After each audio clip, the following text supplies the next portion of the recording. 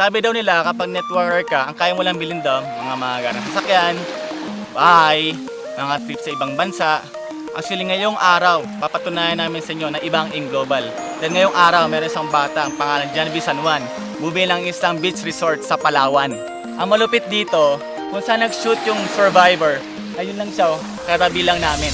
You would not believe your eyes if 10 million fireflies lit up the world as I fell asleep. Nag-start kami sa AIM Global, dito kami nagkakaroon ng seminar, sa garahe lang.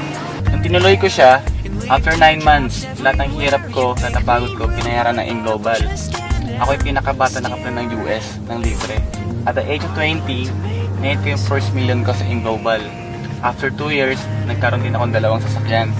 Dahil sa AIM Global, nagkaroon na rin akong sariling bahay lupa sa Tagaytay worth 8 million pesos. After 4 years, ngayon, may sarili namin building dito sa Palawan para sa mga nag-AIM Global.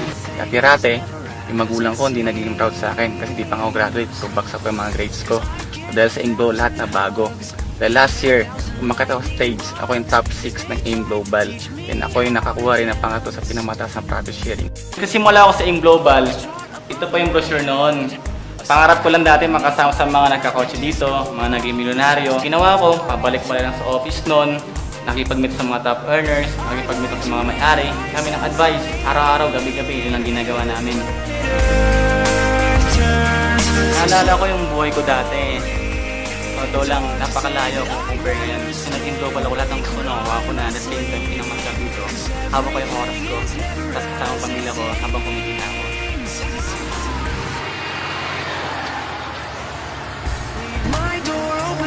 Akala ko lahat ng pangarap ko nakuha ko na.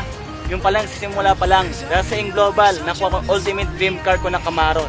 Dati napanood ko na sa Transformers. Pero ngayon, si Bumblebee, kotse na ni Janvi. Kumita lang 10,000, 15,000, tuwang-tuwa na ako. Pero ngayon, na-experience ko sa AIM Global, kumita pa ng almost million. Ano kayo pakiramdam mo? Hindi ko ma-explain.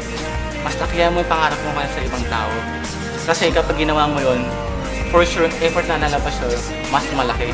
And pangalawa, dapat meron kang paniniwala sa sarili mo na kayang-kaya mo lahat. And huwag mo kakalimutan na kasama mo yung Diyos. Kasi nga, sa akin, nagsimula ako sa AIM, ang tumatak ng sa puta ko, I can do all things through Christ who strengthens me.